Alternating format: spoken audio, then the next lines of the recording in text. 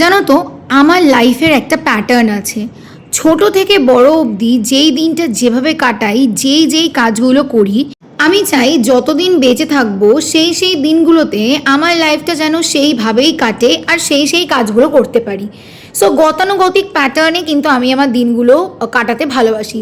তো দেখতেই পাচ্ছ, পয়লা বৈশাখের বিকেলবেলা, সকালের ব্লগটা তো তোমরা দেখেইছো, পুজো করে কিন্তু সময়টা কেটে গিয়েছিল। আর বিকেলবেলা আমাদের এখানে গুরুদেবের আশ্রম রয়েছে, তো সেখানে কিন্তু 5 দিনের জন্য অনেক বড় করে অনুষ্ঠান হয়। তো ওই গুরুদেবের আশ্রমেই গিয়েছিলাম নমস্কার করতে। আর এই যে দেখতেই পাচ্ছ গুরুদেবের ছবি, এটাই হচ্ছে সেই গুরুদেবের আশ্রম যেখানে আমরা গিয়েছিলাম, শ্রীগুরু সংঘ। তো দেখতে পাচ্ছ কত সুন্দর করে কিন্তু আশ্রমটা সাজিয়েছে।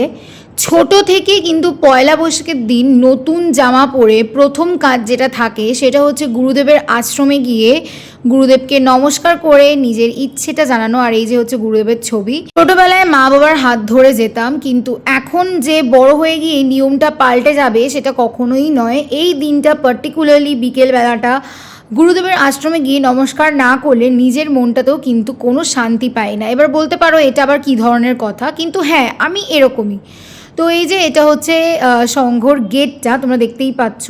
আর এইখানে জানো তো, এই যে টানা 5 দিন অনুষ্ঠান চলে, দুপুর আর রাত্রে কিন্তু ঢালাও খাওয়া দাওয়ার অ্যারেঞ্জমেন্ট থাকে ঠাকুরের প্রসাদের, গুরুদেবের ভোগের।